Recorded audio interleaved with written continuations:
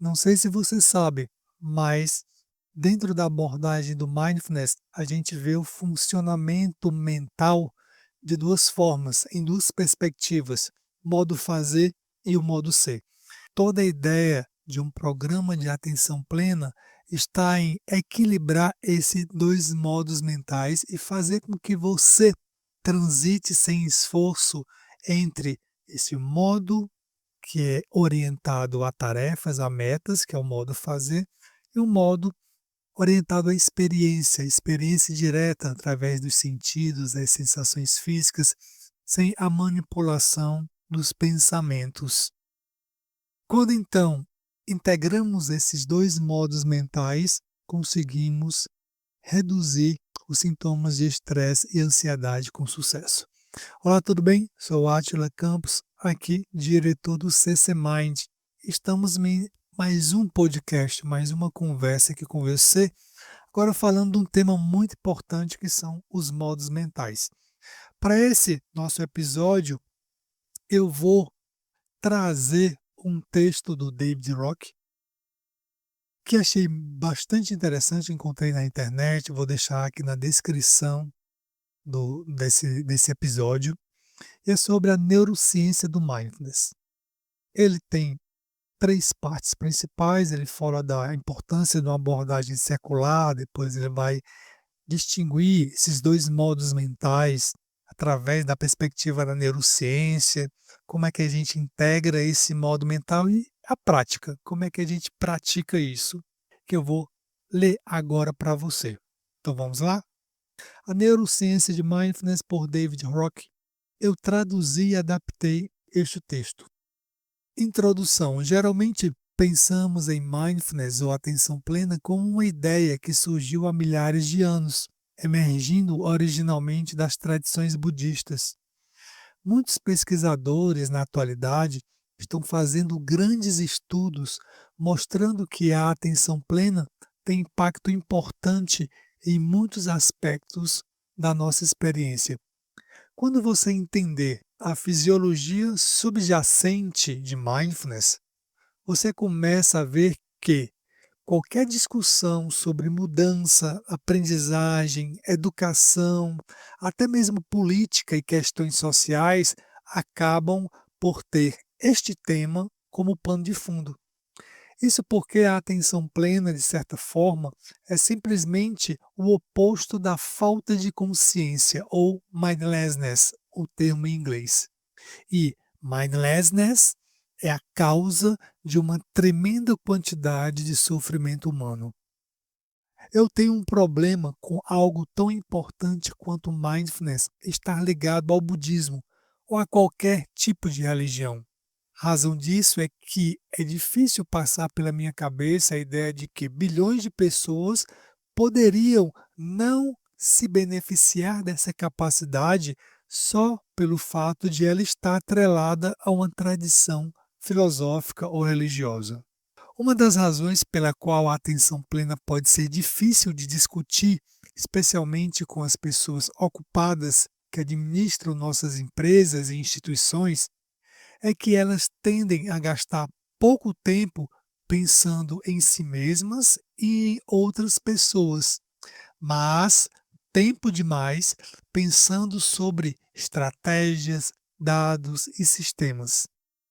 Como resultado, os circuitos envolvidos em pensar sobre si mesmo e outras pessoas, que é o córtex pré-frontal mediano, tendem a não ser bem desenvolvidos. Eu escrevo mais sobre isso em um post recente chamado Managing with the Brain in Mind, gerenciando com o cérebro em mente. Falar a um executivo sobre atenção plena, portanto, pode ser um pouco sobre como falar com um músico clássico sobre jazz. Pode parecer que ele poderia tocar um pouco de Coltrane, porque ele lida com sons, mas ele realmente não tem os circuitos cerebrais treinados para isso. Nós não lidamos bem com a ideia de aprender novas habilidades, especialmente na vida adulta, e qualquer razão para não se concentrar em uma nova habilidade, principalmente por estar de alguma forma ligada a uma religião diferente da sua, não ajuda muito. Eu ensinei mindfulness aos decanos das escolas médicas, aos executivos, senhores em grandes empresas de tecnologia e estudantes de MBA de dezenas de países. Quando você explica passo a passo como ele funciona e como afeta o seu cérebro, e você dá às pessoas a chance de experimentar por si mesmas, até mesmo o mais cético e agitador anti-autoconsciência não pode deixar de ver que todos estarão melhores praticando essa habilidade, a atenção plena. A chave, então, é ser capaz de explicar a real neurociência envolvida. Aqui, neste texto, estão alguns dos destaques de como a atenção plena atua no cérebro a partir do meu livro Your Brain at Work, tradução livre de Seu Cérebro no Trabalho. Mindfulness e o cérebro. O estudo de 2007 chamado Mindfulness Meditation reveals distinctive neural modes of self-reference, ou seja, meditação mindfulness revela distintos modos neurais de autorreferência. Ele foi escrito por Norman Fab, da Universidade de Toronto, e colaboradores. Esse estudo sedimentou um novo terreno em nossa compreensão da atenção plena a partir da perspectiva da neurociência. Farb e seus colegas elaboraram uma maneira de estudar como os seres humanos vivenciam sua própria experiência momento a momento. Eles descobriram que as pessoas têm duas maneiras distintas de interagir com o mundo, usando dois conjuntos diferentes de redes neurais. Uma rede neural para vivenciar a experiência envolve o que é chamado de rede padrão, que inclui regiões medulares do córtex pré-frontal, juntamente com regiões de memória como o hipocampo. A rede neural padrão. Esta rede é chamada de padrão porque se torna ativa quando nada de interessante no ambiente está acontecendo e você pensa ou volta sua atenção sobre si mesmo. Como ela funciona? Imagine você na praia com uma brisa agradável soprando em seu cabelo e uma cerveja gelada em suas mãos. Em vez de se ater às experiências suscitadas pelo lindo dia, você pode se deparar pensando sobre o que cozinhar para o jantar hoje à noite. E se você vai fazer uma atrapalhada na refeição que estrague tudo. Isto é sua rede padrão em ação. É a rede envolvida no planejamento, nos devaneios e na ruminação mental. Esta rede padrão também se torna ativa quando você pensa sobre si mesmo ou outra pessoa, mantendo em conjunto uma narrativa. Uma narrativa é uma história com personagens interagindo uns com os outros ao longo do tempo. O cérebro armazena vastas informações sobre a sua história e a das outras pessoas. Quando a rede padrão está ativa, você está pensando em sua história, seu futuro e o de todas as pessoas que você conhece, e em como esta gigantesca tapeçaria de informações se entrelaça em conjunto. Desta forma, no estudo de Farb, eles gostam de chamar a rede padrão de circuito narrativo. Eu, particularmente, gosto do termo circuito narrativo para uso diário, pois é mais fácil de lembrar e um pouco mais elegante do que padrão quando se fala de mindfulness. Um circuito narrativo. Quando você, então, experimenta o mundo usando esta rede narrativa, você recebe informações do mundo exterior, processa tudo através de um filtro que dá significado a tudo e acrescenta suas interpretações. Por exemplo, sentado na praia com seu circuito narrativo ativo, uma brisa fresca não é uma brisa fresca, mas um sinal de que o verão acabará em breve, o que levará você a pensar que o inverno tem muita chuva e que muitas doenças respiratórias e que você terá de ter cuidado com o mofo por causa das crianças. Você vai fazendo associações. A rede padrão ou circuito narrativo está ativa para a maioria dos seus momentos de vigília e não demanda muito esforço para operar. Porém, não há nada de errado com esta rede. O ponto aqui é que você não quer limitar-se a apenas experimentar o mundo através deste cenário. Estou correto? O circuito da experiência direta. O estudo de Farb mostrou que há outra maneira de vivenciar a experiência. Cientistas chamam esse tipo de circuito de experiência direta.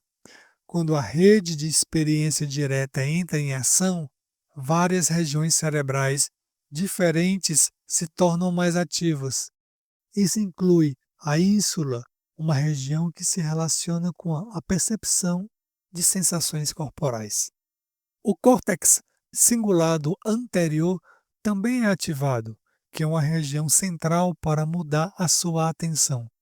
Quando a experiência através destas redes neurais é ativada, você não pensa sobre passado ou futuro, outras pessoas ou a si próprio, ou dá tanta importância a qualquer coisa.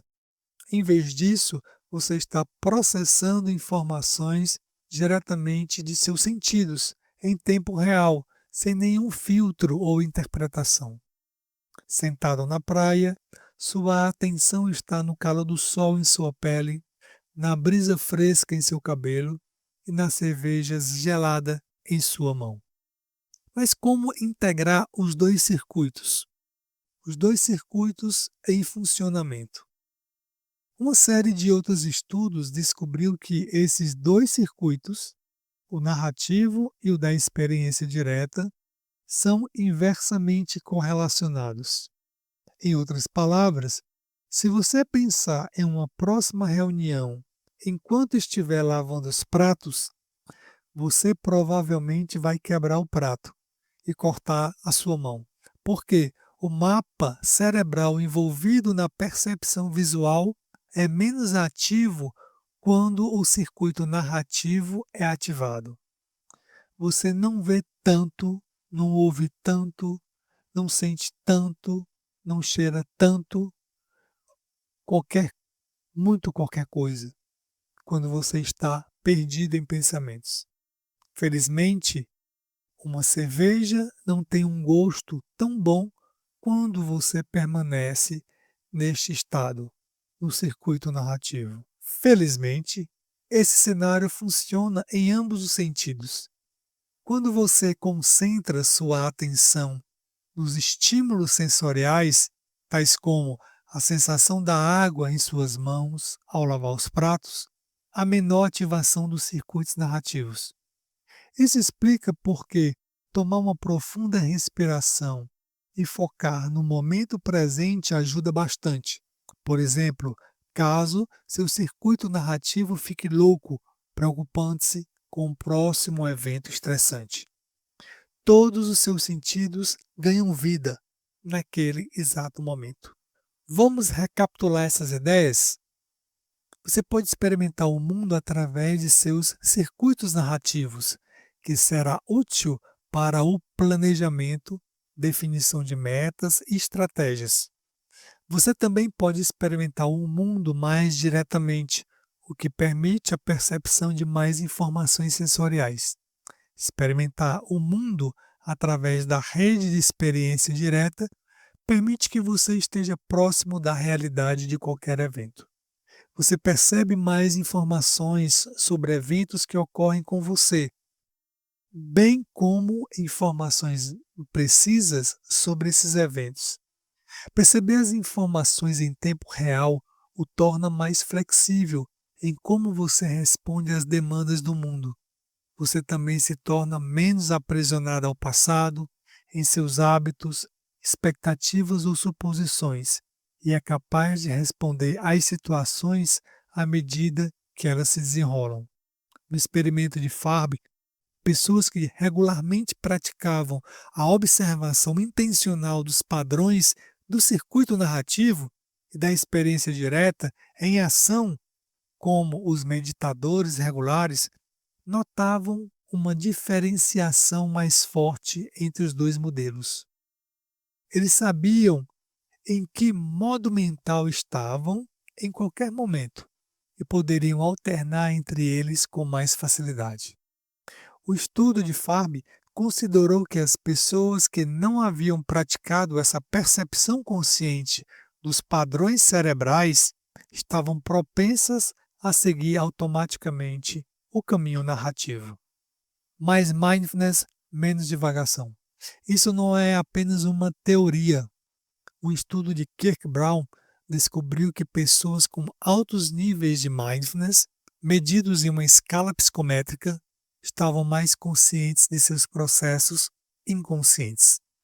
Além disso, essas pessoas tinham maior controle cognitivo e uma maior capacidade de moldar o que fazem e o que dizem em comparação com as pessoas com níveis mais baixos de mindfulness nas escalas. Se você estiver na praia sentindo uma brisa leve e você é alguém com um bom nível de mindfulness, você é mais propenso a perceber que está desperdiçando um lindo dia pensando no jantar à noite. E de imediato retorna sua atenção à agradável e calorosa sensação proporcionada pelo sol. Quando você faz essa mudança em sua atenção, você muda o funcionamento do seu cérebro. Isso pode ter um impacto em longo prazo em como seu cérebro irá funcionar. Então, por que temos de nos lembrar continuamente de mindfulness, de estar em atenção plena? John Tesdale, um dos criadores do programa Terapia Cognitivo baseado em Mindfulness, MBCT em inglês, foi um dos principais pesquisadores sobre atenção plena. Tesdale explica que a atenção plena é um hábito. É algo que quanto mais se faz, mais é provável que se esteja nesse modo mental com menos e menos esforço. É uma habilidade que pode ser aprendida e acessa algo que todos nós já possuímos. Mindfulness não é difícil. O difícil é se lembrar de estar atento. Sim, mindfulness não é difícil. O mais difícil é lembrar-se de fazê-lo. Vamos para a prática? Prática, mas você não precisa sentar e respirar. Então, para praticar atenção plena, ou mindfulness, e desenvolver essa capacidade de transitar entre os dois modos mentais e de perceber quando você está em um modo mental ou no outro modo mental, é preciso que você se lembre de fazê-lo repetidamente. A chave para a prática é focar sua atenção em um estímulo sensorial em particular e fazer isso muitas e muitas vezes. Você pode usar um rico fluxo de estímulos. Você pode manter sua atenção às sensações do seu pé no chão mais facilmente do que na sensação dos dedos das mãos, por exemplo, porque há mais estímulos nos pés, na planta dos pés. Você pode praticar mindfulness enquanto você está comendo, andando, falando, fazendo qualquer coisa. Desenvolver mindfulness não significa que você tenha que ficar quieto e assistir à respiração, ficar meditando parado. É possível que encontre um caminho que combine com seu estilo de vida. Por exemplo, você pode elaborar um ritual de 10 segundos em qualquer refeição, envolvendo apenas parar e notar 3 pequenas respirações antes de comer. O bônus é que faz a refeição ter um sabor ainda melhor. A estratégia que você adotar deve praticá-la e desenvolvê-la. Cada vez que você se tornar mais consciente, tomará melhores decisões e mais rapidamente alcançará seus objetivos, ao invés de perseguir os objetivos que os outros têm para você. Falando um pouco do autor, David Rock é fundador e presidente do Neuro Leadership Institute e CEO da Results Coaching System, firma de consultoria de seleção de executivos que utiliza pesquisas sobre o cérebro como base para o autoconhecimento e a consciência social. É autor de Your Brain at Work, da Harper Business, e Quiet Leadership, ou Liderança Tranquila, da editora Collins.